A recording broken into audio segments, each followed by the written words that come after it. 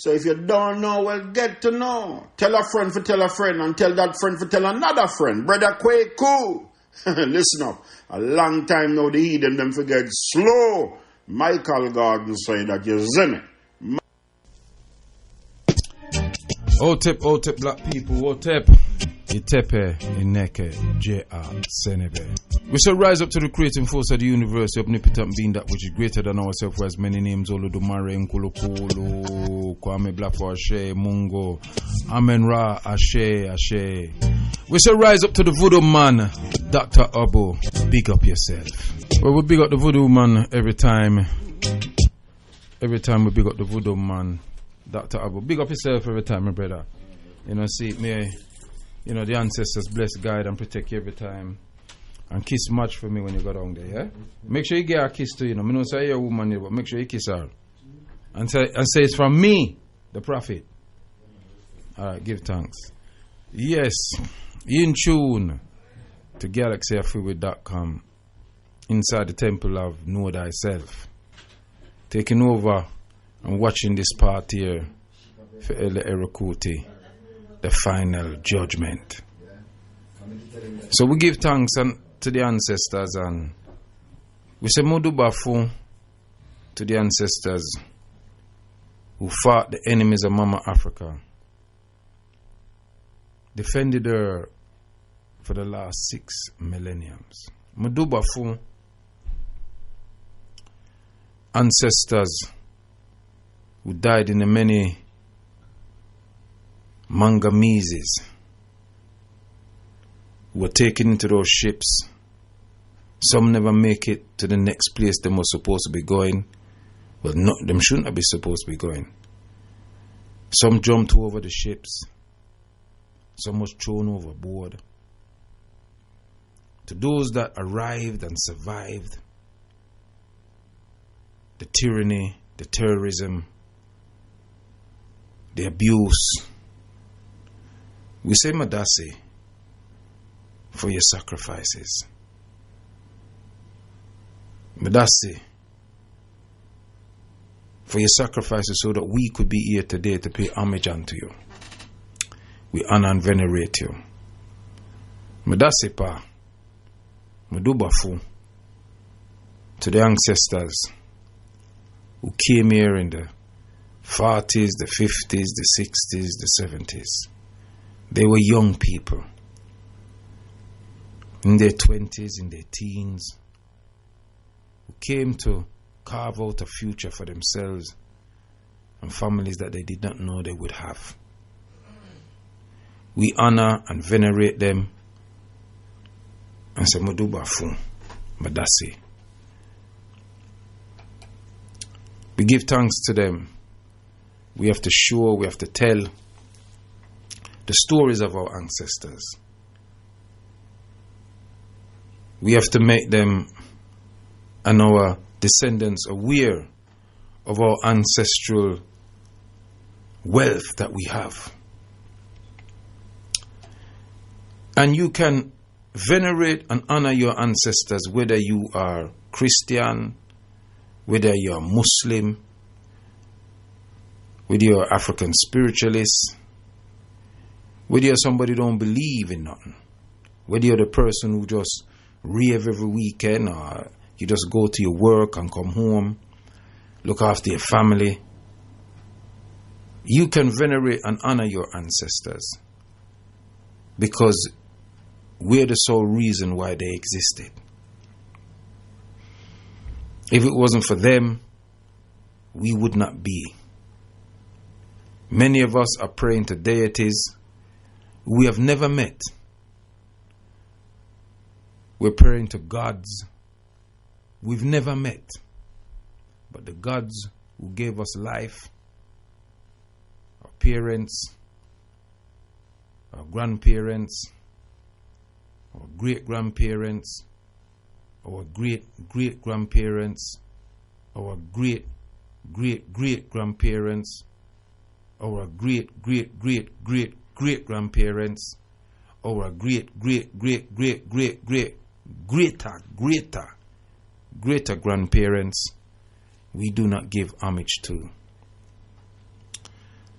for those of us who are the survivors of the Mangamizi, those of us who are the survivors of the kidnappers, the rapists, the pedophiles, we are their survivors of those people that raped us, turned our people into homosexuals and lesbians and transgender and pedophiles, brought this disease to the continent. And now in the continent they practice it, roping it into traditions, corrupting traditions that we had.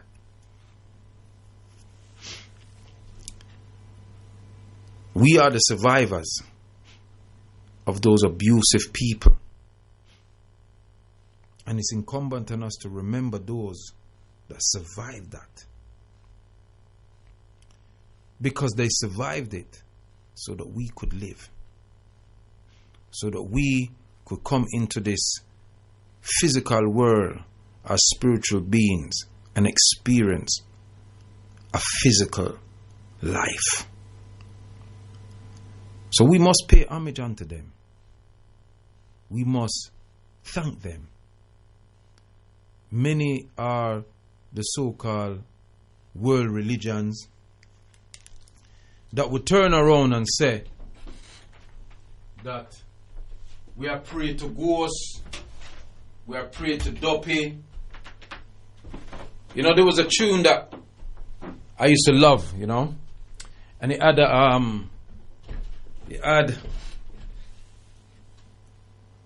a verse in it. And I used to sing that verse and we used to love it. But when I think back on it now, sometimes we sing tunes and we love them. I'm a man, I like rhythm. If the rhythm not right, then I don't like the record, I don't listen to it. Some people say you must listen to the words, but I tell the truth, if the rhythm not right, I not like it. I not listen to it. And the tune, I'm gonna sing the verse and see if anybody know it. If Chief know it, because Chief is still here in the building. Him should know it because I'm well enough. And the tune, the line, and this is open to people out there, and I shall give out the text numbers, the WhatsApp numbers, and the live link numbers if there are new callers or silent callers who's never called in. We like to hear from you. The text number and the WhatsApp number is 073. If you are abroad, it's +44. And then you drop the next 0. 073 77 92 07 03. The text and WhatsApp number 073 77 92 07 03. And the online number to interact with the show when I open up the phone lines would be +44 if you're not here in Britain. Drop the next 0. 02 07 193 01 74. We must honor them. But there was a tune, as I said before. I'm a man, I like rhythm. I like words, but I like rhythm. Rhythm and words have to be one. If it's not, I'm just not interested in the tune. And the tune went like this. So let the dead bury the dead. Remember that tune? See if anybody can tell me what tune that is. So let the dead bury the dead. Oh, the reggae, the dead gonna bury the dead. The living have to bury the dead.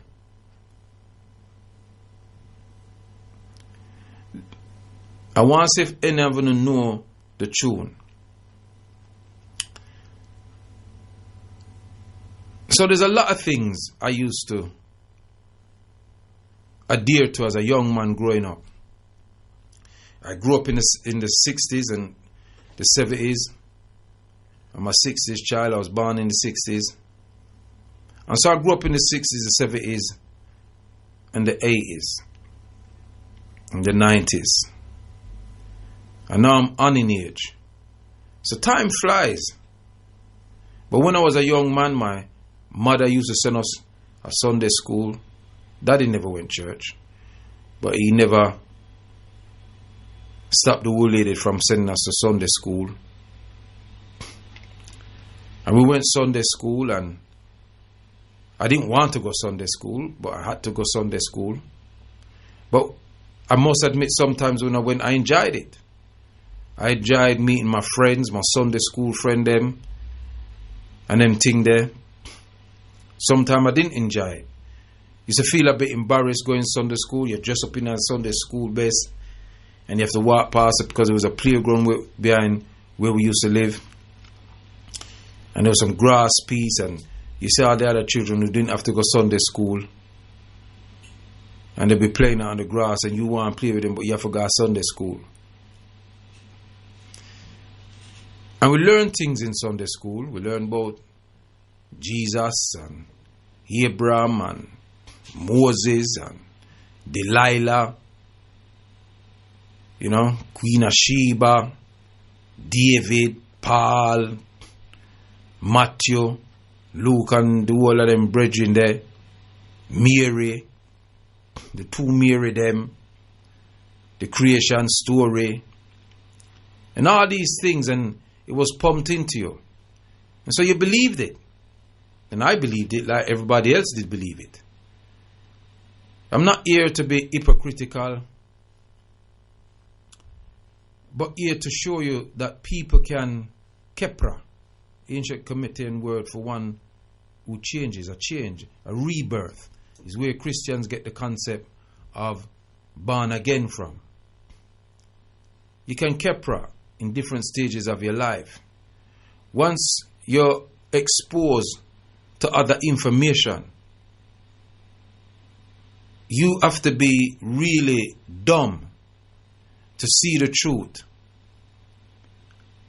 and don't move towards the truth.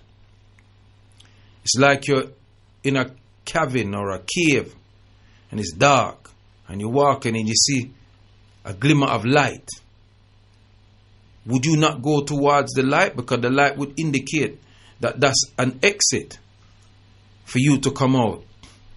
Many of us are here and see that light, but we ignore it because it will affect all that we have believed all our lives. There was nobody that believed in Jesus more than me when I was a youth growing up. I believed in Jesus. It was what I was taught. I believed in the 10 Commandments. I tried to adhere to them as much as possible as a young man. And realized, I think it was that little morality that our parents beat in away. Because them the thing beating at you. Go to church and your sister right get beaten. And you can't go and tell the whole lady, say, sister right, through 2 licks in your blouse and skirt because you're a whole one when you get in the yard. So I learned all these things. And in the time I grew up in Brixton in the 60s, vibrant Brixton in the 70s, where black people owned properties and they owned shops. Mr. Christie was one of the first African men them to own a Caribbean shop on the corner of Acre Lane and Stratleven Road, Southwest 9. The shop is still there, but white people own it now. But that's where mommy will go and get them yam and them planting and all them thing there. The Scotch bonnet. And we're talking in the late 60s, early 70s. I was a child them time there. 5-year-old. Them the kind of 6, 7. Them the age there. And mommy send you a shop for go buy a dozen egg. Or half a dozen egg. You come back with a dozen. And then we send you back at the shop. I know that me ask you for. And you have to go back. Them never tell you what a dozen or half a dozen was. Them just tell you, them just talk to you like you should know. So, I grew up in those times. Probably many of you who's listening to the show here right now, hearing me speak, probably grew up in them times too. They were vibrant times. They were hard times, but they were beautiful and happy times. We didn't have computers. We didn't have mobile phones. We didn't have tablets, laptops. We didn't have any of those things. We just about had a telly. Most of us had black and white. And it would be one telly in the yard. And you watch what your parents watch. Evidently, we watched a lot of news. And Tom and Jerry. And, Tintin. And Mighty Mouse. In fact, we used to go pictures at the Wardian and Brixton and watch Mighty Mouse. My second oldest brother used to take me. And we'd go down there on a Saturday morning, take me and my little brother, and we'd go watch Mighty Mouse. And we were children then, and we believed in certain things. I remember the first time we watched Wizard of Oz. It was my cousin Carol, my first cousin, took us to the picture house in Tooting Beck, which is now called the Classic, that we used to picture house. That is where we went and watched the Wizard of Oz. I remember watching the 10 Commandments at ABC, Brixton Road. My mother take the whole of the way down there. Because them in them Christian thing.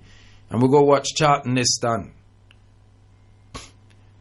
In the 10 Commandments, in the ABC, which is now the Fridge in Brixton, opposite St. Matthew's, Southwest 9. So we grew up learning a lot of things. I think in that film, my favorite part in that film is when Moses go up on the supposed Mount Sinai and him get the so-called 10 Commandments. And him come down and see them worshipping the lamb, the calf, the goat calf, the cow, and he had a disc. I never forget it, and arms. And he said, heathens of vipers. Yeah, I mean, can't remember what he said, but he said, for this you shall drink bitter waters. I never forget that. I'm not taking calls at the moment. Carl, let's just hold on. I'll open up soon. I'm just reminiscing. There's a reason behind my madness. And so, that old Christian concept was inbred in us. You went to your brethren them house, you see these pictures of the white Jesus and the 12 white man them. And then you might see a white woman and the white Mary and Joseph and them thing there. And all the black people them house, you go and you see the punch bowl. All the black people them house, you go and you couldn't go in the front room. These were enjoyable times. And when you open up when church done, and you see the big Bible, everybody, you want to see what the pastor was looking in, and you sneak and you go up there, and you open up the book and you see these pictures of all these white people. Who were supposed to be the angels and the spirits and all the rest of it. All these good things that our pastors would preach to us. My pastor, we used to go, our church was called the Bible Truth Church of God. Errington Road, off of Acre Lane, Southwest. I think that was Southwest 9 or Southwest 2. Yeah. And Pastor Fagan, affectionately known, very short man, very, very short, but very powerful. He never did long sermons. I've never seen him preach for longer than probably maybe 10-15 minutes. He never preached for an hour. I never saw him do it. He never needed to. He was such a powerful little man, And I loved him. I loved him. As an elder, you know. And whenever he was the only one, there was none of the other preacher them really did touch me. There was and Pastor Gray. They're all with the ancestors now. But these elders were devoted to their belief system. No, let me correct myself. They were devoted to a belief system. It wasn't theirs. But it was imposed on them. And we must remember that these elders were not too far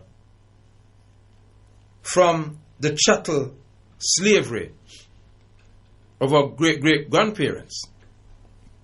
They were actually born out of that. And colonialism and neo-colonialism, they were in the heart of it. They were in the belly of that system. So that's all they knew. They had the innate ability to know that they had to subjugate themselves, or they had to adhere to something greater than themselves.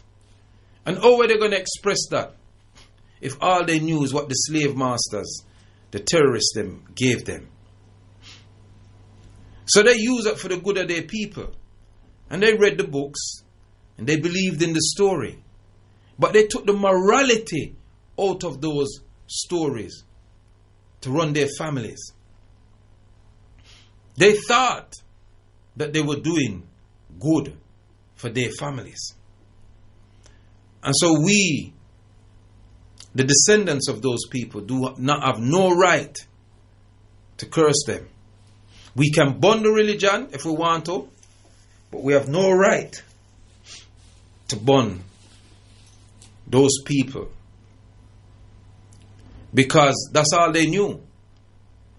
And in some ways, had they not taken up the morality out of the cesspit of what they were taught, maybe we wouldn't be here today to talk where we are taught with big mouth.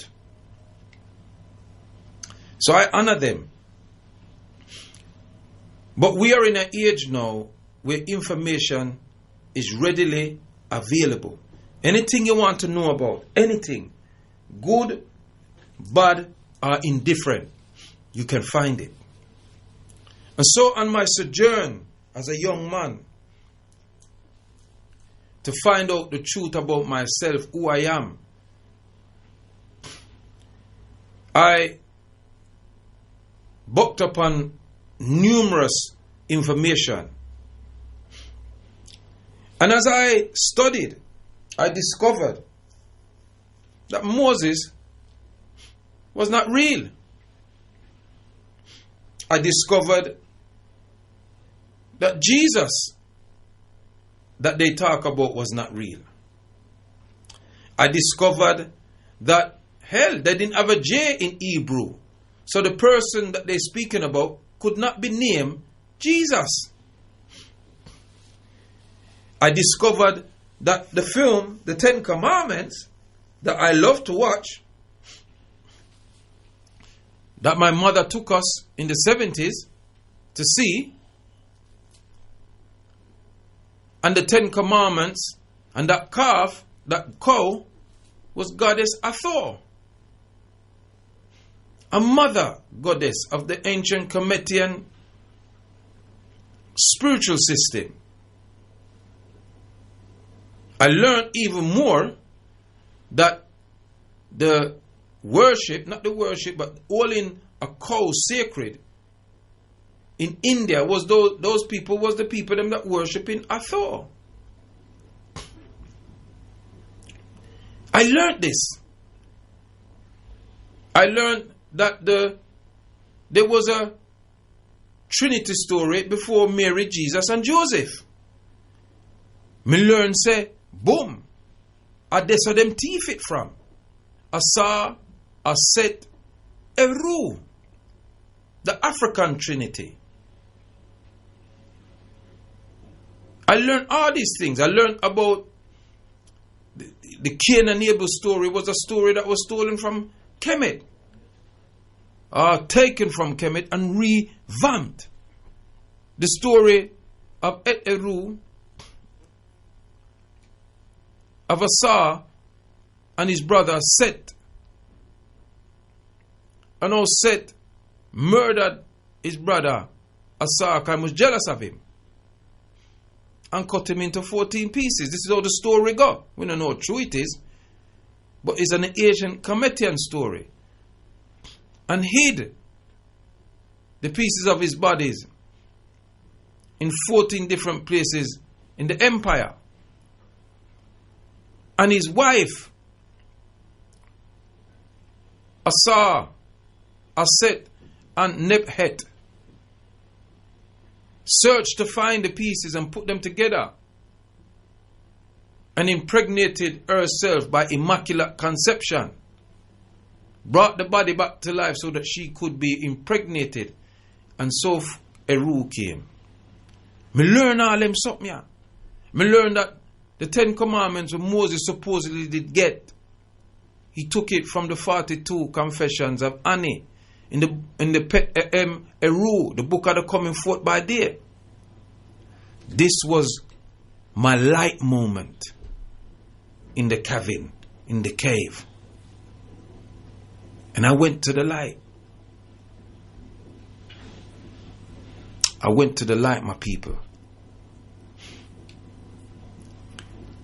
And as I learned, and then I went on Dr. Femi Biko's Black Studies course, a pioneering course, the first of its kind in this country to be taught in a European institution that they tried to sabotage, where myself and many others like Robin Walker studied under the great Dr. Femi Biko and opened our minds to new information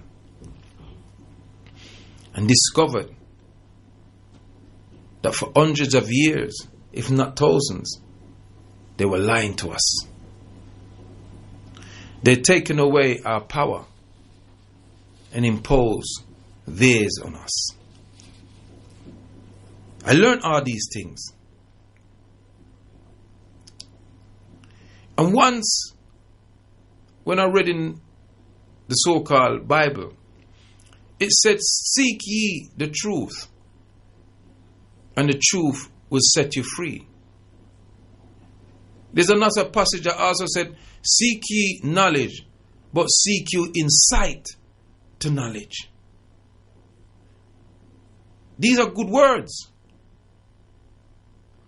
So I've sought the truth, and the truth has freed me, and I have sought knowledge and continue to seek the insight to the knowledge that I find. How ignorant are we as a people to hold on to foreign doctrines? I mean this with no disrespect to my brothers and sisters that follow the imperialists, whether they be Arabs or Europeans, doctrines. My teacher told me once, he said, religion is the deification of a people's culture. Let me repeat that. Religion is the deification of a people's culture. So when you take on these different forms of Christianity, be they Bible True Church of God, or the Episcopal Church of God, or the Methodist, the Anglican, the 7 Days Adventist, the Jehovah's Witness, the Mormons, the 72 sects of Islam, doesn't matter. They are the deification of a people's culture.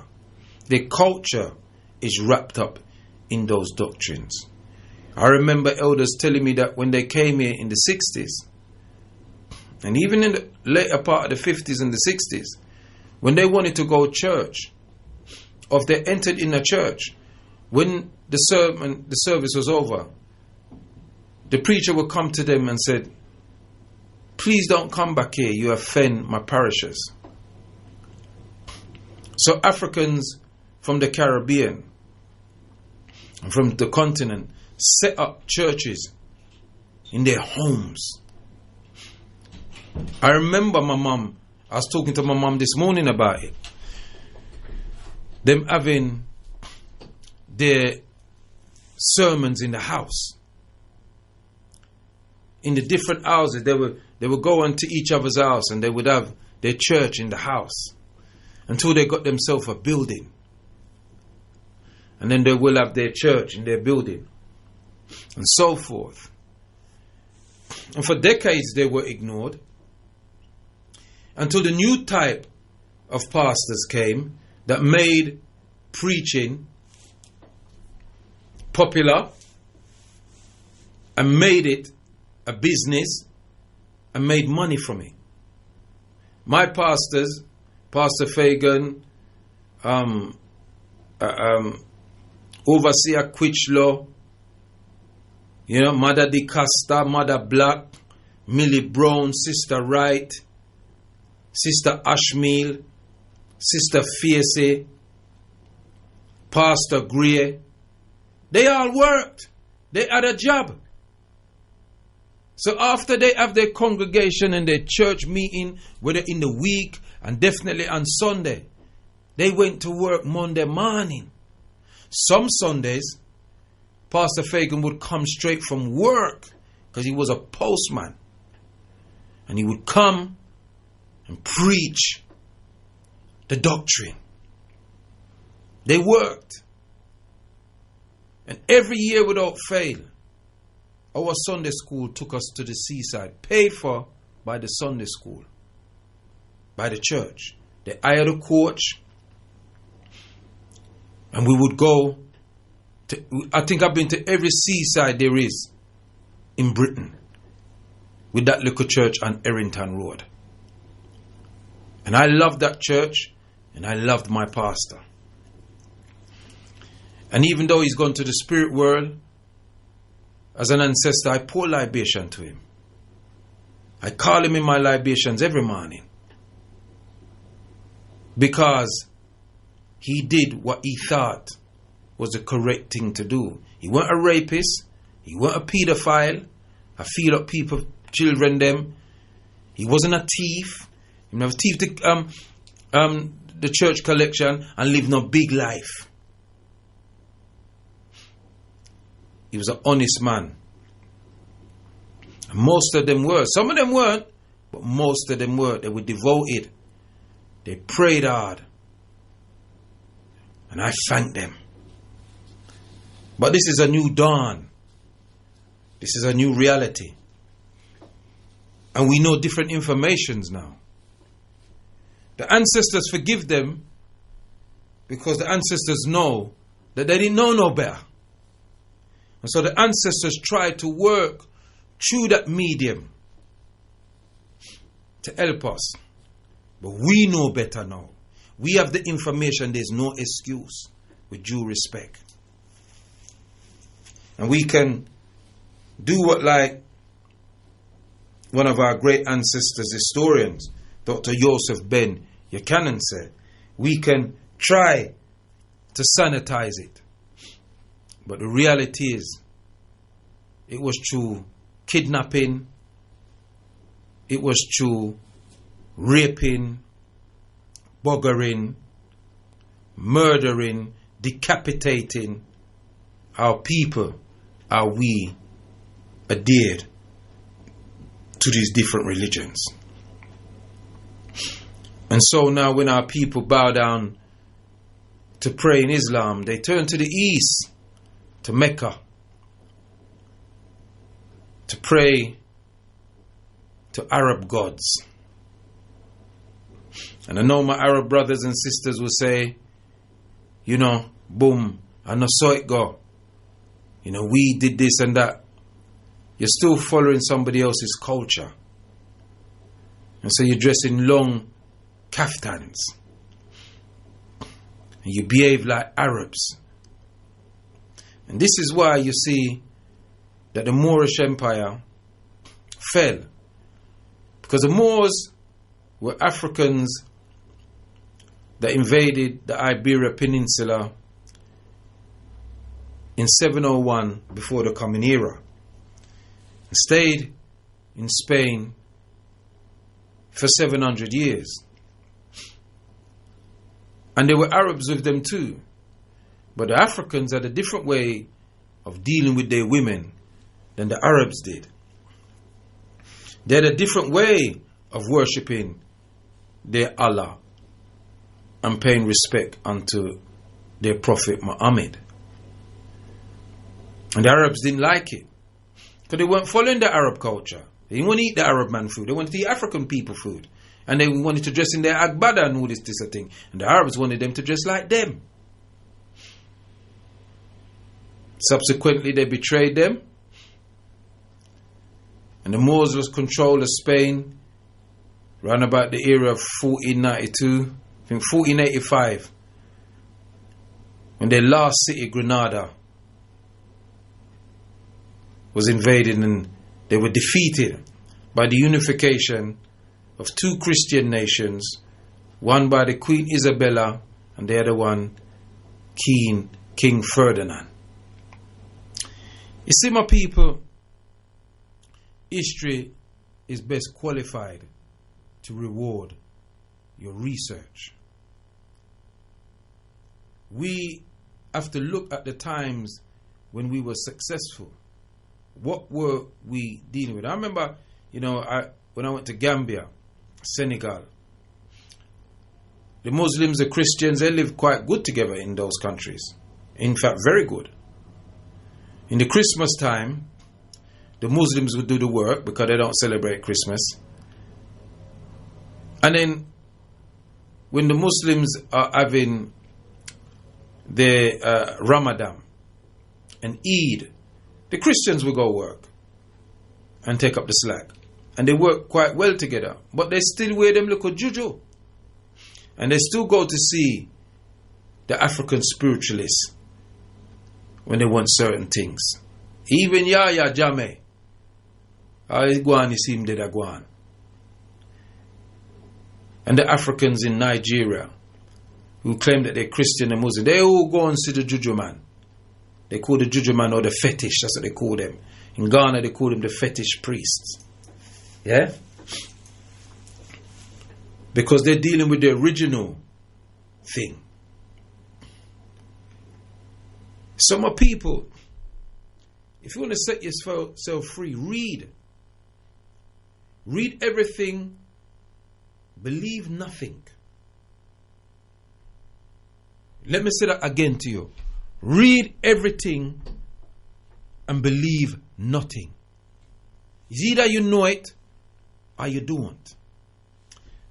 The ancient Africans, called the Cometians, did not believe anything. They spent millenniums, they either knew it or they never knew it. And so they studied, they researched. This is why we have all the we know about astronomy. This is why we know about astrology. This is why we know about the concept of the stars and atoms and protons and neutrons. The Cometians knew the all. The Dogons knew the all. Long before Europeans and Arabs came to show them. So,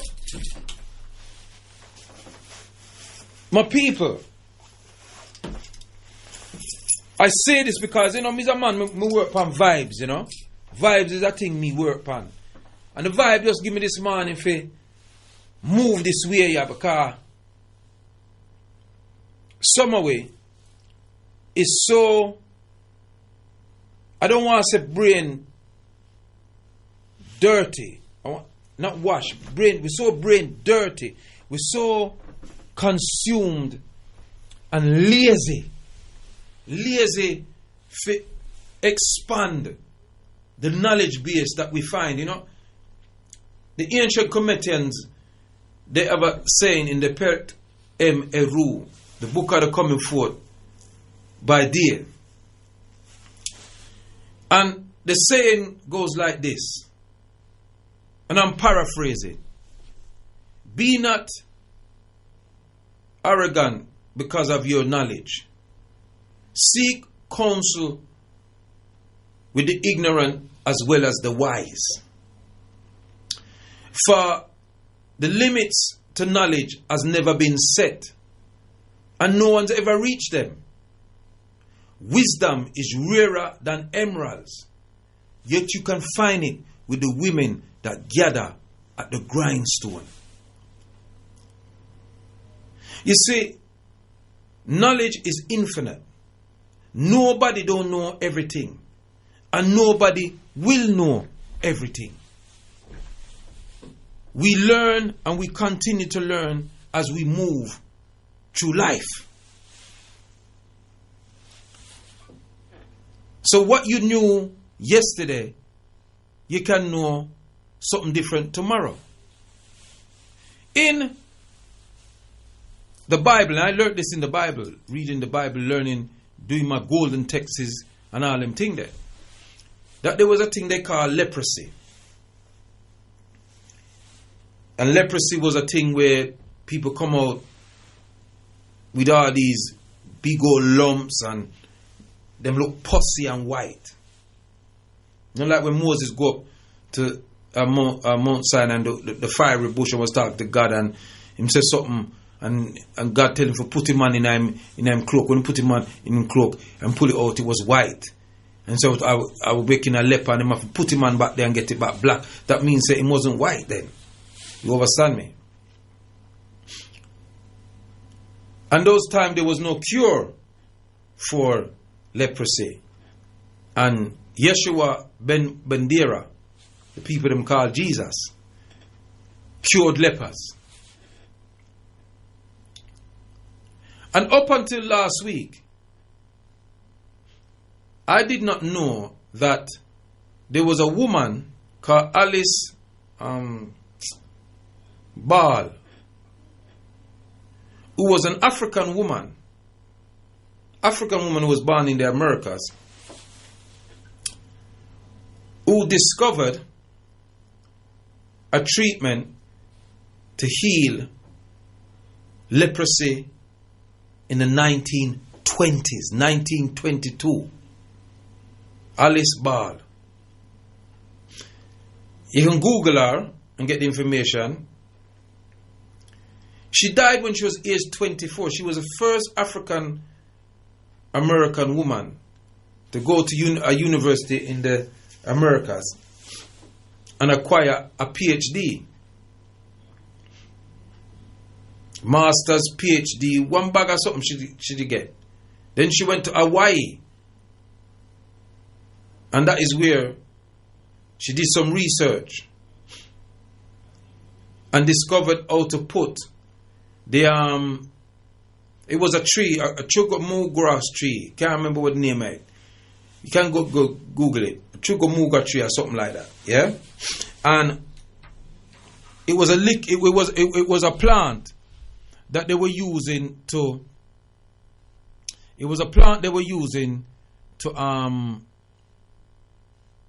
treat leprosy. But because they couldn't liquefy it, they didn't know how to do it, they could not treat people successfully. So what they used to do with the lepers in the 1900s, they used to put them on an island by themselves. Did you know that? On an island by themselves. This is what they used to do to people who had leprosy. So this African woman, Alice Ball, did some research and was able to get the extract from the plant that heals the people them and turn it into liquefied it so it could be used as an injection. And that's how they were able to deal with leprosy. And so you don't see leprosy that much now in this time and in the way it was back in those days. That was an African woman. She died at 24. Quite strange circumstances. From what I research, I feel that she was poisoned, because what actually happened is that invention was not patented by her. It was patented by the professor which was working with his white man. And he took all the glory for it. That was 90 years ago. That was 90 years ago. And she is now being honored in Hawaii at that university. Because the information has come that she was the inventor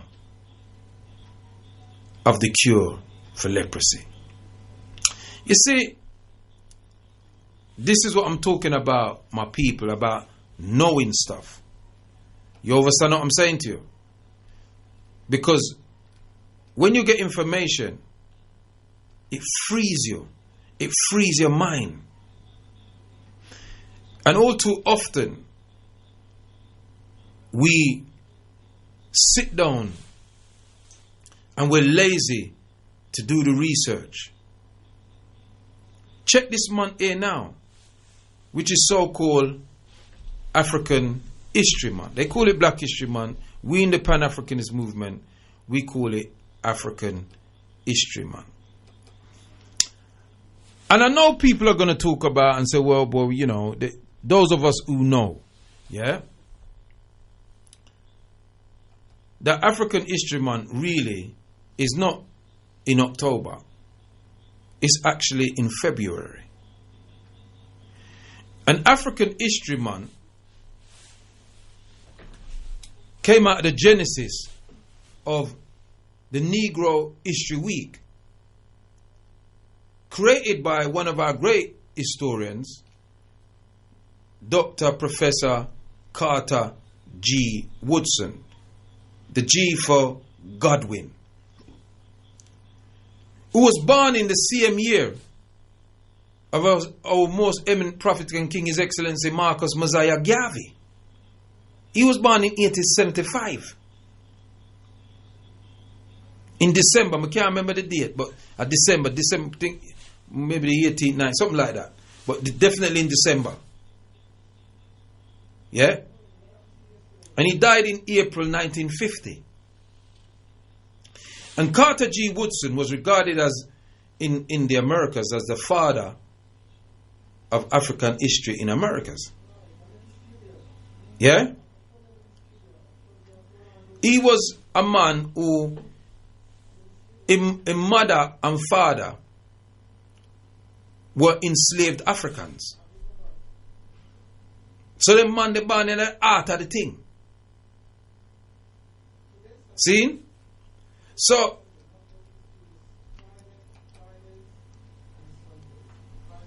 you know, we're doing things and we don't realize that we're celebrating Black History Month, right? And we're celebrating it in what? We're celebrating it in October. Yet everywhere else in the African world, they celebrate it in February. Now, don't get me wrong. African history should be every day, every week, 365 days of the year. Because African history, in truth, is world history. We are the first people on the planet.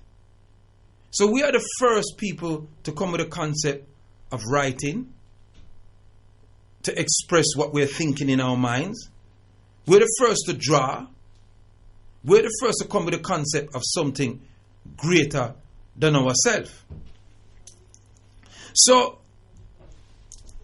why would we then, knowing this information, yeah, why would we then still practice that which we know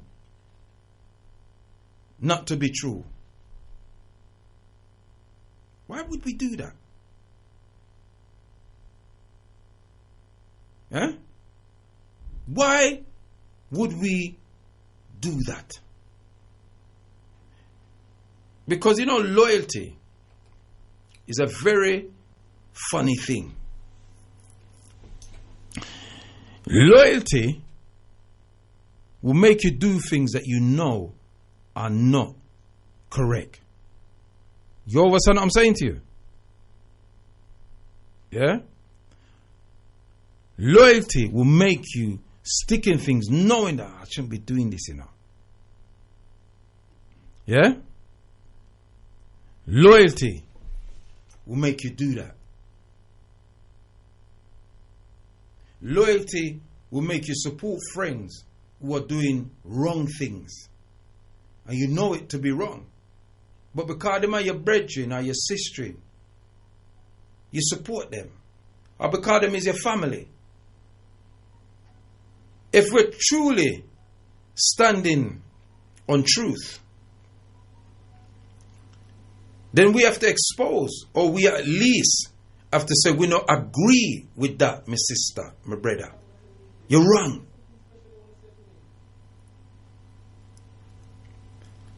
The other day, last week on the news, it came out about the investigation into the Anglican Church. The amount of young people's lives, children who are now adults today, who were raped by priests. And the church hid it. The church, listen to what I'm saying to you, people. The church hid it. And they were exposed. Hundreds of young people who end up raping people, committing crimes and turning paedophilias themselves. Because it's a nurtured response. They nurtured the youth, they groomed them, they abused them, mash up their lives. The church, the Anglican Church, the Church of England, the Catholics, these are the people that gave you the religion that you so hold dear to now. These homosexuals, these lesbians, that now you can't even call them homosexuals and lesbians. They make laws that you cannot say you're not into that. You understand what I'm saying to you? And you have to live by them. Till even pastors in the pulpit and imams are afraid to lick out on them.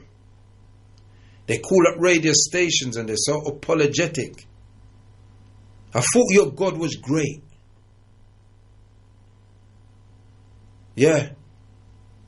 This is how they got them. And so now the unnatural things of life has become natural and acceptable. And the natural things of life has become unacceptable. You listen to people calling up shows and you're talking about a particular subject, and somewhere in the line they have to put down, oh well, I'm gay or I'm lesbian, I'm trans. Who want to know whether you're gay, lesbian or trans? Nobody don't want to know that. We're talking about conflicts. What does that have to do with it? But this is how they got people. Being apologetic. So now people who are heterosexual, women that love men and men that love women, are seen as abnormal. As you got the problem. But why don't you all go and live on an island by yourselves and see how many generations after if you give life? Because none of you ain't no dung beetle. A dung beetle can reproduce itself. They call it the scarab in ancient Kemet. And that's why they use it as rebirth, as Kepra. So now falsehood is accepted and truth is seen as being a problem, offensive. So you're not allowed to tell the truth no more. You must lie. or you must keep by your mouth, as we say in the Caribbean. But nobody knows who brought Black History Month to Britain. Who brought Black History Month to Britain? You don't even know that. But you're there celebrating it. So you're removing yourself away from the original thing. He said, I'm tying these two things together. Because we had our original way of how we communicated with our ancestors, our natures, our riches, and the creating force of the universe. And we had our days where we did certain spiritual things, but they came with something different, called it something different, and imposed their ideological philosophy on us. And now we regurgitate it. Just like Black History Month, February, where most Africans in the Caribbean and in the Americas celebrate African History Month in February. We're the only people them in the African world that celebrates it in October. It's like knowing that we celebrate Kwanzaa from the 26th to the 1st, 26th of December to the 1st of January. And everybody else does it unison as Africans who celebrate Kwanzaa. And then we know, so well, yes or no, we're not going to celebrate Kwanzaa the 26th to the 26th of December to the 1st. What we're going to do, we're going to celebrate Kwanzaa in a January. In a no, it's too cold in a, so we're going to do it in a June, the 26th to the 1st of July. This is how disunity happens. And so a brother by the name of Akiaba Adaye Sebo, a Ghanaian, brought African History Month here in February, in October. I think it was 1987 or 85. One of them years anyway. It was in the 80s, about 1987. Yeah? And he was part of the Greater London GLC, Ken Livingstone when I run things them time there. But the real person who we should be celebrating for African History Month is the man that created it himself. Carter G. Woodson. I'm not going to tell you about Carter G. Woodson because you need to go and learn it your damn self. Woodson spelled Woodson. He was born in 1875, the same year as our most eminent prophet and king, His Excellency Marcus Mosiah Garvey. Look what these great men did. Look what they gave to us. A wealth of information. I know the phone is ringing, but I'm on the floor. I don't feel like answering the phone yet. I will take a call at 11:30. Because the Spirit told me that I must speak. And speak I shall. So no disrespect to the callers who's calling. But just wait until 11:30 and I'll open up the line. I feel like a preacher this morning. You know what's strange as well, that my pastor used to always say to me as a little boy that I'm going to be a powerful preacher. And he would tell my mum that. And I remember going back to church one time in the 90s. I went Sunday school. I went church one Sunday just to hear my pastor preach. And he saw me in the audience. And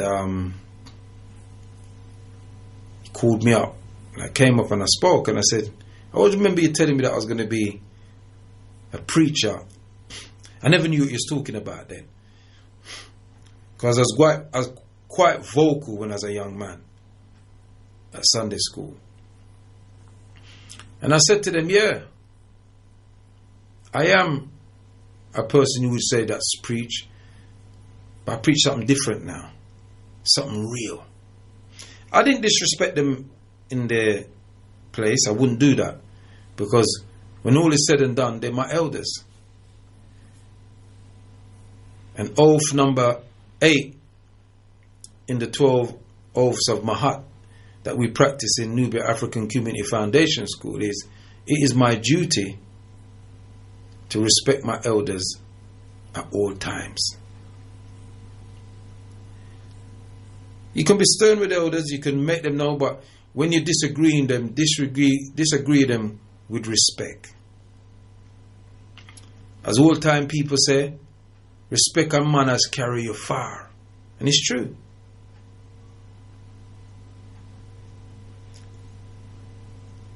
So in this month of October, they put all kind of programs on the telly, speaking about, saying this is celebrating Black History Month. What I've noticed on a lot of adverts is that they put a lot of homosexual black people on there. It's almost like they're rubbing it in our face. We know we've got homosexual black people, but they are not the representatives of the African community. They are a minority in the community. Just like homosexuals and lesbians are the minority in the nation of Britain, so they are the minority in our community. That's not the tantamount of who we are. But they parade them, because they know that as black people, we're not really into that. Even those that will capitulate and play like they are, they know, so we're not really into them something. And so they portray a lot of mixed relationships and a lot of homosexual relationship with black people on the television now. And I think it's a slap in our faces. And even in the profession that I was a part of for a little time, the black comedy circuit, a lot of the black comedians were afraid to bun them, or were afraid to say certain things in regard to them. And so now you can't talk about them. You can't even bust joke about them. You know? We capitulate too much our ideals and who we are as African people, whether it's on television or whether it's to be on their radio stations. You know, yeah, Eddie Nesta on BBC Radio London. And to be quite honest, sometimes I can't bear to listen to him, because he says things and he goes on, but I know reading through, you don't believe that, brethren, deep down. You just ain't saying it. But I know he can't say it because he won't have a job. And that's how they got us. We can't be who we are. We have to be who they think we should be. But they can be whoever they want to be, because they're being themselves, innit? They're in them something there. That's their thing. So they're free to say it. But you ain't free to say that's not your thing. You understand what I'm saying? So you have people like Magic Noir, that guy there, the Muslim boy there. And most of his Muslim brethren, them don't like him. They call him up and call him a this and that because he's capitulated. He used to be a terrorist, apparently, one time. Or he was fundamental, whichever one it is. And now he's changing, he accepts their thing and all the rest of it. Yeah? Nobody ain't true no more. There's no truth being told no more. Pure lie. Lie is the order of the day. We're all under it. And I roll up in it and afraid to talk against it. So lie now is the new truth. And truth is the new lie. And I saw them just have everybody across the planet. They lie about this disease that they've pumped into the air with their aeroplanes and all sorts of stuff and trying to infect us by our DNA. They lied about that. They lie about the figures. And I know this to be true because I know 5 people whose family members died. Did not die of COVID, not so-called COVID-19. Didn't die of it. Heart attack. cancer, yeah, brain hemorrhage, and they wanted to put down on the death certificate COVID-19. Tell them if I argue with them. One of them, the doctor had to come, the doctor had to come and say, no, it wasn't that. The man did that. Him dead 9 yard, 90 yard. Old age kill him. You understand me I say? So lie has become the order of the day. Lie is the new truth, and truth is the new lie. You can't even talk the truth. And this is where they got us. At least in the days when my mother was sending me Sunday school, people spoke the truth as they knew it then. And now with all our knowledge that we have now, all the things that we have now, we come now, and because we have become MPs and councillors and business moguls and entertainment celebrities, we don't speak truth no more. We speak lies. We accept the lie. Well, let me let everybody into something that you already know, but you seem to ignore it. You're going to die one day. We all are. Me speaking here, the chief is going to die one day. The engineer is going to die one day. All of the presenters on this station is going to die one day. All the people who's listening to us and cussing us down the radio is going to die one day. Death is the only promise that you have in this existence. And then your judgment comes. Now there's no judgment day. There's no God coming out of the sky to judge man in the living. It ain't happening. Your judgment going to come when you move to the next tier of existence. And it will determine whether you move to the higher planes of existence or you return as a termite or an invertebrate to start the cycle all over again. The recycling of life.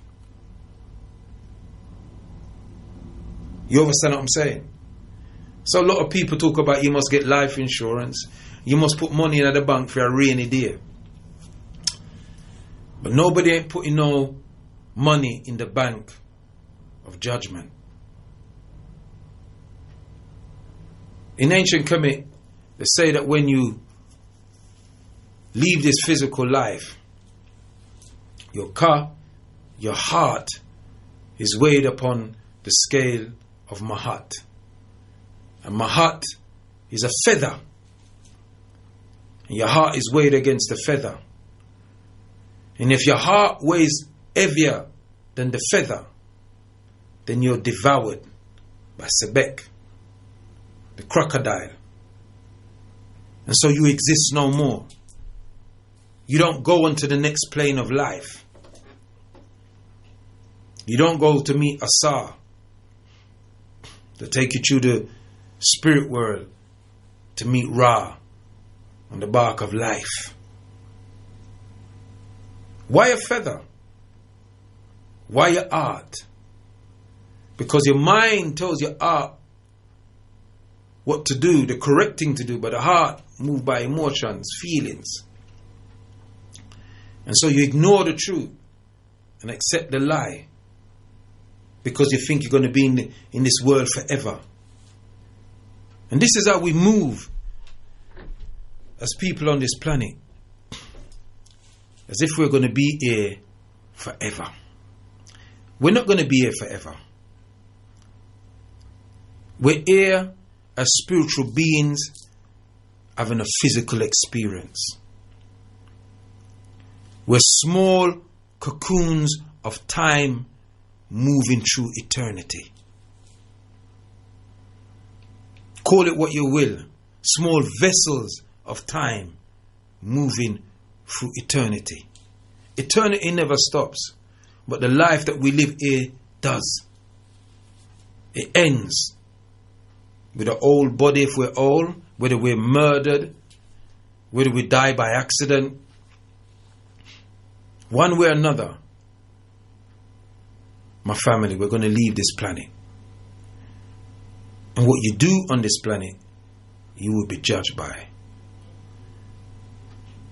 You're in tune to GalaxyAfiwe.com, inside the temple of Know Thyself. Big up yourself, Elder Erukuti, the final judgment. I'm going to read out some texts, and then I will open up the line to take in some calls. I hope that me never go on too much. I'm sorry. No, me not sorry. Me glad. Me tell you the truth. I just pray to the ancestors that you receive something out of what I said. And if you did, then all blessings to the creating force of the universe, that which is greater than myself. And if you didn't, then I don't know how else to give you that information. The text reads, Matthew 8:22. Jesus also said this, let the dead bury their dead. And the tune is called Burial by Peter Tosh. That's right. Now go at them funeral. Now go at them funeral. Now go at them burial. Them one tie. If come at them funeral. Yes, that tune there. So let the dead bury the dead. And then we have it says she could not find the penis. Yeah, that's right. So she had to make one. He's talking about a set, a nebhet. They couldn't find the 14 pieces, the 14th piece, which was the penis. And so she created one so they could inject herself with his life force to give everyone. Martin Garvey was born 1887. I was corrected. I thought he was born 1875. Same decade, not the same year. We know who brought Black History Month to Britain. He is a Ghanaian. That's from Kwame. Agree, Prophet Kwaku. Speak. We have to learn to listen. Full joy in the presentation. Oneness. Sister Win. And funny enough, that Sister Win, as Sister Win is calling now. How amazing is that? Hotep Sister Win, I just read out your text and you call. How amazing is that? Hotep, my brother, I am so happy to hear your presentation this morning on a number of levels. An elder sent me and others a dream that she had and wanted to know the interpretation. And about which elder? 8:45, I gave my interpretation, and my brother, all that I said, you've echoed on the radio. I say no more, but stay true. Stay true. Sister Win, stay there. Don't move. Yeah. I didn't hear you properly because I didn't have the headphones on. So could you repeat what you just said again, my sister, please? Okay, I said this. An elder sent out a dream that she had to a number of people yesterday, asking for interpretation. And at around 8:45, 8:49, I wrote to her what my over and understanding of the dream is. And what I wrote to her, you have echoed to the letter on the radio this morning. So my brother, stay true. The ancestors are moving with the love. Sure. Don't go, sis. Don't go. There's a reason why you call, my sister. Your text was the last text I read out before the phone rang. Okay. And you just come and has given us a message.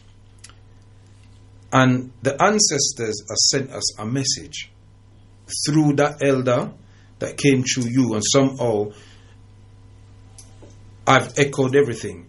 What I would want you to do, my sister, is to give a brief synopsis of what the dream was that the elder said it was.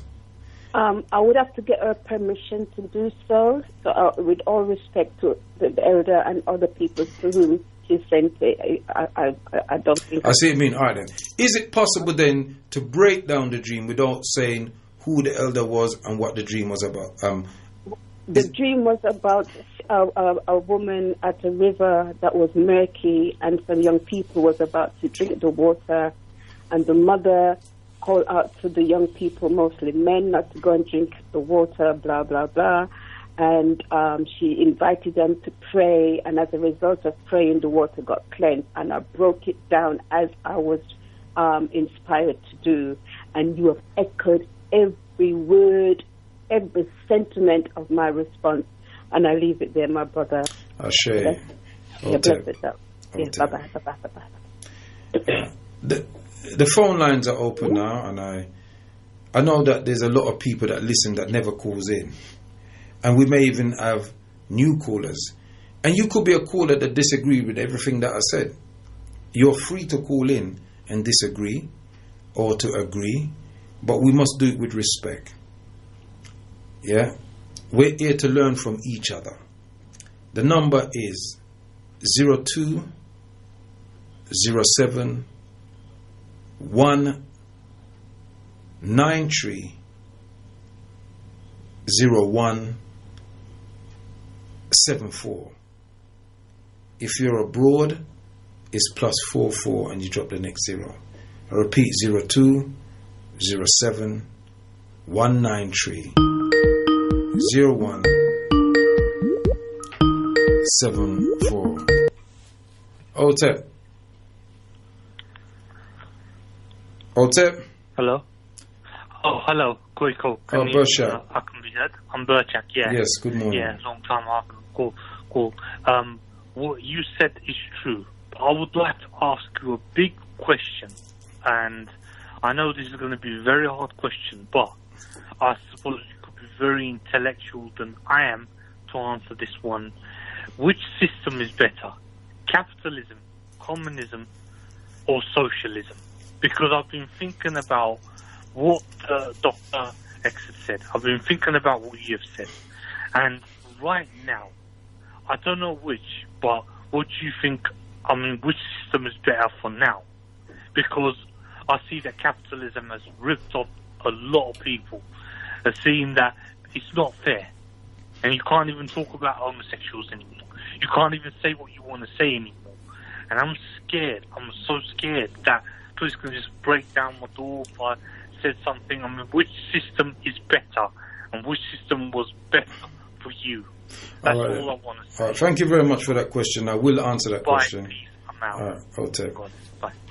Hold on, calls. I've got several calls in the line. I think it was 899 was the first caller. I'll come to you, brother Naya, after. 899? Otep. Great. Ryan Rising's Galaxy family, brother. Akwaba. Listen, you spoke on so many things this morning, very pertaining to what we are. And, it being a time of where there's a consciousness focusing on the black community and possibly our history, it's just like any of their religious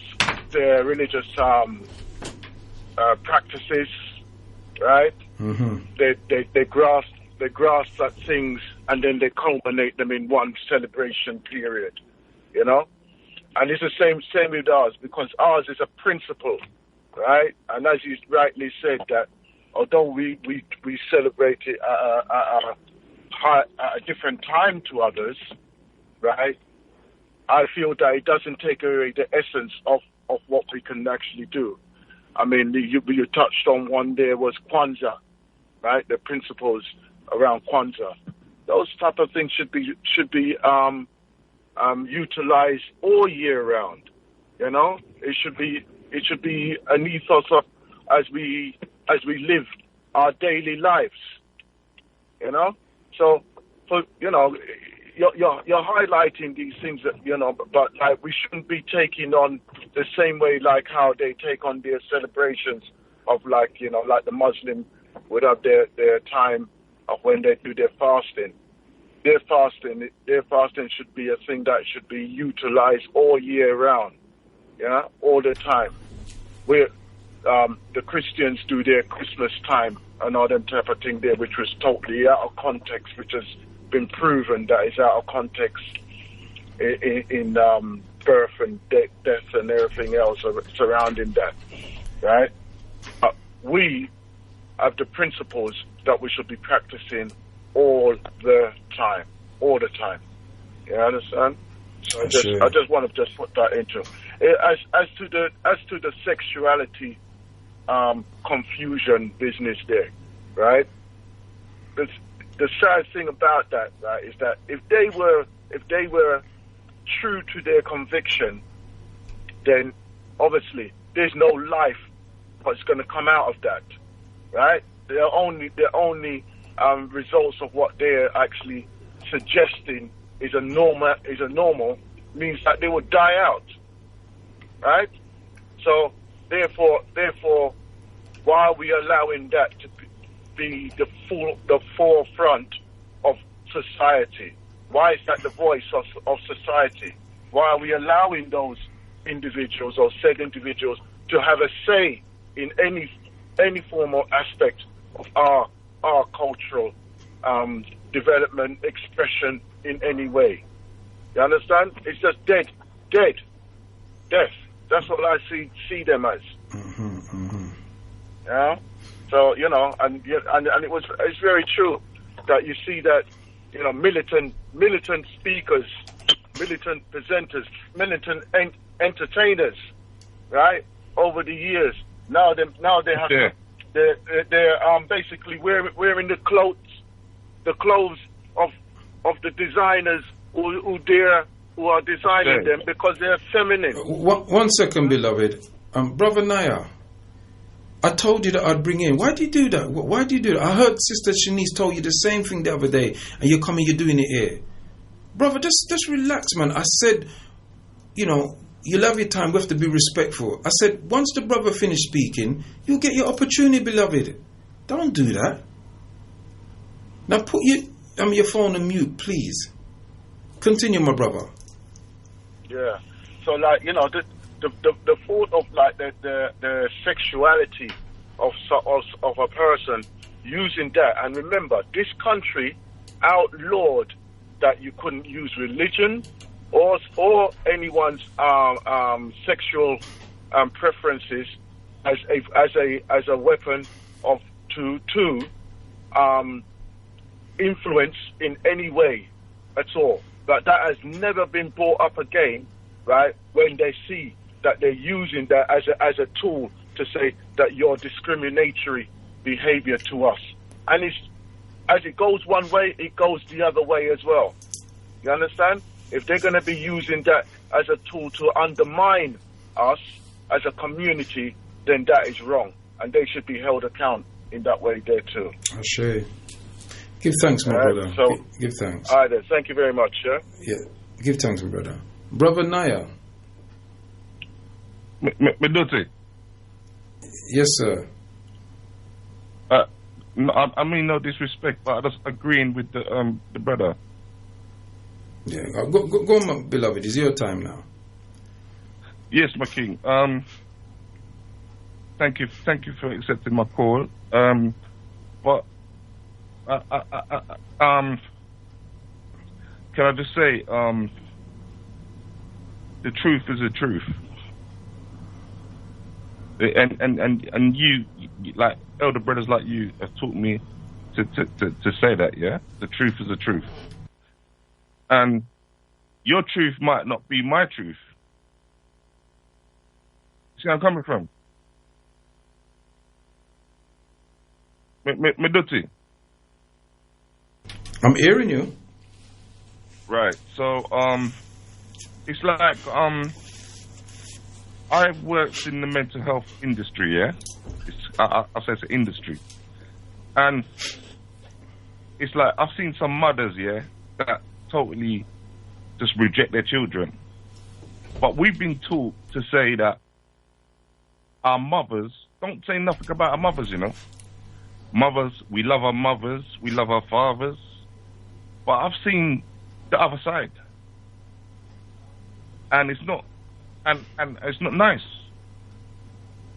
So I have to speak about it. Yeah? I've seen our people shoot our people in the head. They look like your brother, and it could be your cousin. I mean, I have to talk about it. And you, right? So, you know, my brother, sorry for cutting you. You're correct to do that. You know, and there's a video going around about a young sister in America, the United States, where she's talking about, does Black lives really matter? She's quite emotional because they killed her nephew. And these are other people that look like us. You know, these things happen. And she was just bunning the old Black Lives Matter thing. So does it really matter when we don't? When we ourselves don't cherish our own lives? And I agree with her. And even though she was emotional, she was talking some truths. In regard to your question, your statement, your truth might not be my truth. Truth is truth. Truth can stand and defend itself. So we know that the sun rises and the sun sets. You might say, well, I don't believe the sun rises and sets. But the fact is it does. We know that we need oxygen to breathe. We need to breathe the air, and the oxygen needs to go down into our lungs, and it needs to go down into our lungs at a certain temperature, or so it would damage the lungs. Now, you might not believe that, and you might say your truth is different, but that is the facts. That is reality. Mm-hmm. Yeah, we are all going to leave this planet. We're not going to go and leave this planet with the bodies that we're in, unless we go into some spacecraft or something like that, and then we're going to leave the universe. Mm-hmm. The physical body that we have will end. It will stop working. That is the facts. That is the truth. You see what I'm saying? So it depends what your narrative is that will determine whether your truth is different than the truth that I'm speaking. Ashe? Ashe. But the fact of the matter is, right? You wouldn't even. I know that you wouldn't even be speaking to me if I wasn't even speaking anything. You wouldn't even take my call, right? That's. I know that it's respect. Yeah, I mean, you know, anybody can call me. I don't care who calls me. I'm a radio presenter. I'm here. I'm covering somebody's show. And anybody can call me, and I would have dialogue with them. But that dialogue must come from a position of respect, and they must respect the position that has been given to me to hold. And I will give them the respect to have a conversation with them. I don't have to agree with them, and they sure as hell don't have to agree with me. Yes. But if truth presents itself, we must accept it. So, for example, I made a mistake, and I knew the information, but I just made a mistake and said that our most eminent prophet and king, His Excellency Marcus Mosiah Garvey was born same year as Carter G. Woodson. He wasn't. He was born 2 years later. I was corrected, and I read it out. That's the truth. Yes. That's the facts.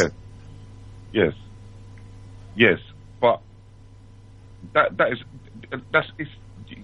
that's a great fact what you just said there, yeah, because that's historical content, and you can check.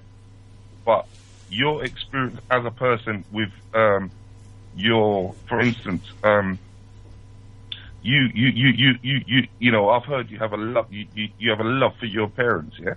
You have a love for your parents, yeah. I have a love for my parents, but my history with my parents is different. I grew up with a lot of people who have single parents, yeah? So my history is not with no father. And a lot of those people... But you see, that's what I'm saying, Brother Naya. And then that is your truth, and that is the facts. Do you follow what I'm saying? That is the facts. Yeah, but what it is, what I hear on Gallic, sometimes it's not they don't have empathy with difference of that fact. Yeah, I don't. I can't comment, my brother, on any other presenter that would not have empathy with that. I would like to believe that most of the presenters would empathize with a situation like that, because there are probably presenters on this station that grew up without a mother in the yard or a father in the yard. I grew up in a time where most of the people that I moved with, mommy and daddy was at home, but also there were those that they even grew up with one of my best friend them. In fact, one of my nappy friend and one of my best friends is Dr. Les Henry, first cousin, and he grew up without a dad. He grew up without a mum. They grew up without a mum. Their mum wasn't there. Their mum left them when they were very, very young. She walked out on the dad. Left them as young children. So they grew up with a dad then? They grew up with their dad. Their dad raised them. And they're doing very well now. But what I'm saying though, King, is that, so to cut you, yeah, there's people that grow up in homes, yeah? There's that as well. Because their mother, and they abandoned them. Mm-hmm. And these are truths, Brother Naya, that needs to come out. But what I would say, Brother Naya, I've only got 11 minutes left, and that's an old show in itself. Or maybe one of the Thursday night shows, I'll take that on board and we can discuss it. Or maybe if I've got the time, I'll come in with Sister Anua tonight and we can even explore that in the 2 hours. But yeah. I've only got 11 minutes left, beloved. Okay, so I thank you for taking my call. You're welcome, my brother. Every time. Yes. Give thanks. OTEP, ancestral blessings, yeah? OTEP. You're in tune to Galaxy Freeway.com. Here, inside the temple of Know Thyself, covering for Dr. Abu and Elder Erukuti. I got a text that says Prince Allah Burial Tapazuki Production. Yeah, I think that is the correct answer. And then we got a message from T. This is especially of American shows. Most of the black characters are portrayed as gays. Mm-hmm. The white pictures of religion are mashing up Africa as self-hatred and stupidity is rampant in African churches. Black missionaries are worse than the white ones that came to Congo for Leopold of Belgium and Kunta. Otep Cooler, what's the name of where you're calling from? Irie greetings, Prophet. Now, is Chancellor here? Yes, Otep Chancellor. Yes, man. Yeah. And greetings to the whole of the Galaxy community, I got to say, I'm kind of tired of giving these people, I don't even give them the pleasure of calling what their practices are. I just say they run from nature. I'm not giving them no species status or nothing. I hope you know what I'm speaking about. I know exactly what you're saying, beloved. I hear you. Yeah. Yes. Yeah, man. Because that's another way of conditioning us to acceptance and stuff. So me just say, they might run from nature. Mm-hmm. But what I would also like to highlight, Brother Naya, I love that brother because you can see he's on that journey of enlightenment and clarity. Mm-hmm. And I kind of see the point he was trying to say. Because most of our generation, we come from stable family household, mother and father. Mm-hmm. Yeah, we tend to stop talking, well, not really stop talking, but we kind of forget about the single house, single parent families and stuff, Mm-hmm. So so they can feel a little bit alienated and stuff, or feel like they're not part of our group, so to speak, even though it's all about lifting up each other, so maybe something all of us need to bear in mind, when we go reminiscing and stuff. Mm-hmm. Yes, like what he said though, beloved Chancellor, he said it's his truth, and that is his truth. But my truth is that I grew up with my dad and my mum. Yes, yes. That's my I truth. would say like, yeah, like like we say like I don't want to say less fortunate, but yeah, we should kind of like spare a thought for those who haven't like the less fortunate, I suppose. Yeah, but let's put it this way: most of our children now grow up without daddy and mommy in the same yard. That's the norm now. Most of our children grow up in unmarried house homes. That is the norm now. Yeah. So it's flipped its head. You follow what I'm saying? Yes. So when I was growing up, the norm was mommy and daddy was married. Most mom, but you add on the 1 and 2 person, then we weren't. But it wasn't as much as. And then even those that grew up with what they call single parents at the time wasn't really single parents, because uncles and aunts played a big part in people's family at that time. Families were more unified. I remember my brethren telling me that I wouldn't see them in the 6-week holidays. They would go away for days, and they'd gone up to their cousin's yard and stay with their families. You know what I mean? And things like that. So back those days, families were more family orientated. And so the person that probably didn't have a mum and daddy's yard, you probably wouldn't even notice it, because, other relatives, True. took up that, I mean, I come from a big family, but we still had unofficial uncles and aunties. Yes, that's right. And they had the right to drip us up, clap us, whatever. Yeah, but you see, that's what you would call them, unofficial, because you're no disrespect to you, beloved, but your conditioning of the mind, our conditioning of the mind is Eurocentric. Are they not your family? But in an African setting, in the Ubuntu setting, I am because we are, and because we are, therefore I am. They are uncle and aunties. In fact, they are fathers and mothers. Yes, true. And they have the same right to discipline your backside as anybody else. Yeah, because I would never, even to my friends, it's like somebody came up to me when I was a youth, there's no way I'd say, no, that was like my unofficial. No, he's my uncle, same way, And then your cousins are vast. Yes. And then your cousin them, you ever, sometimes your first cousins, your second cousins, your third cousins or whatever, or even just your cousin them, they're like your brothers and sisters. They're just your extended brothers and sisters. And the same love is there for them.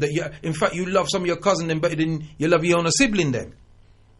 For real, yeah, for real. Do you understand what I'm saying? So the knit of our community at the time when we were practicing Christianity, when our parents was more unified than now. Those of us, we've woken up. We're not practicing the Christianity. We found what we used to do, but we're not as tight as it was when we were doing that. Do you follow what I'm saying to you? Mm-hmm. Yeah? Yeah, man, all of that. Yeah. But listen, I only got 4 minutes left, beloved. Yes, Kwaku. Yeah. It was just that little short thing. Yeah, just a little point. I just wanted, sometimes, as I said, sometimes we have to, come out of even though it's our truth, kind of get it modern, I suppose you could say, Well, I'll tell you what I'm going to do. I don't know if Sister Anu was listening, but I think I'm going to come in on Sister Anu's show this evening. If I can come in this evening, and I'm gonna we carry this on, because it's something that needs to be speaking about. But it's always enlightening hearing you. In fact, just tuning into Galaxy, man. Man, just to hear it's like I'm hearing my own voice. Ashe. So rise up and far, whatever. Give thanks, my brother. Honor. Yes, my lord. Bless every time. Yeah. Hotep. Yeah, you're interested to get it. Chief is saggling up his horse to come and ride and guide the ship through the ether and through the hemisphere and stratosphere and then out into the universe, out of us. So I got a couple of texts here waiting as I said that the chief appears. It says, give thanks, Prophet. Right, what I would say to people, you keep sending us videos, but we can't actually hear them on the system, so we via the WhatsApp. But the card needs change. It needs fixing. You can hear it. You can hear it, but sometimes it comes out distorted. Oh, all right then. And was disgusted to see they're aiming this at our youth and parents. Saddened. I picked it up yesterday. So somebody sent a video, but it's not coming true. So take a long time to load up. Yeah, it's not coming true. I think engineers need to get onto that. Right, Brother Kwaku and Dr. Abu, did you brothers watch the BBC Two program about the African continent? If yes, what did you both think about the program? I didn't see it, no, so I can't comment on that.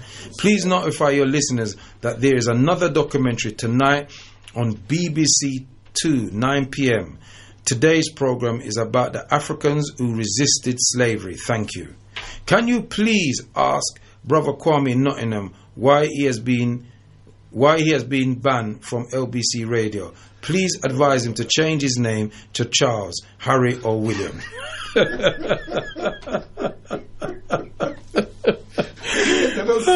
Brother, the program tonight on BBC Two are presented by the actor Samuel Jackson, a black American actor, and a black British sister named Afua Uch. Yeah. Is that tonight? Yeah, it's tonight, isn't it? I think that program's on before. It looked like they repeat. What channel is it on? BBC Two. Is that the 9 p.m.?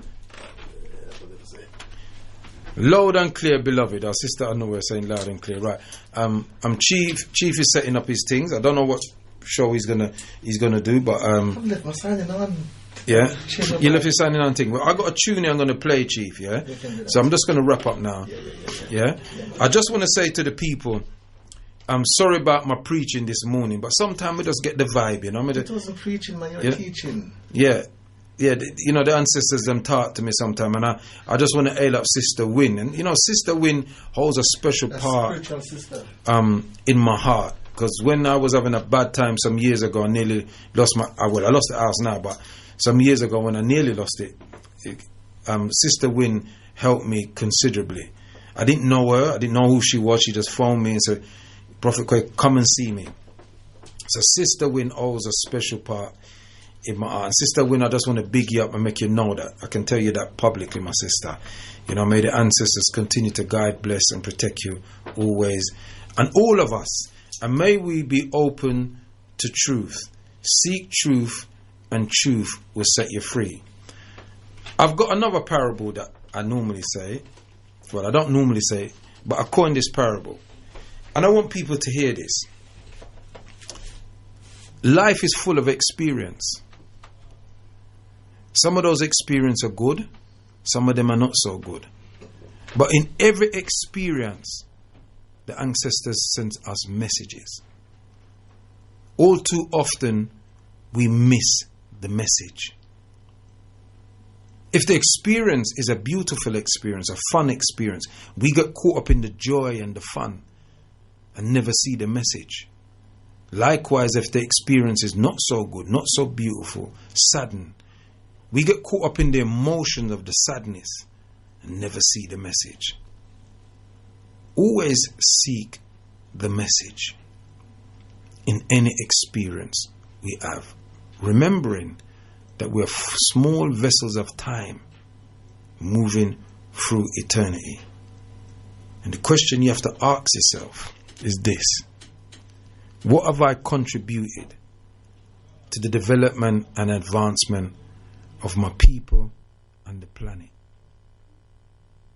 Find your purpose, people, and attempt to execute it. You've been listening to the Prophet Kwaku Moduti on GalaxyAfiwi.com. Itepe, Ineke, J.A. Senebe. Divine peace, long life, stability, and good health. I'll be back here at 6 p.m. with Sister Amira Hotep.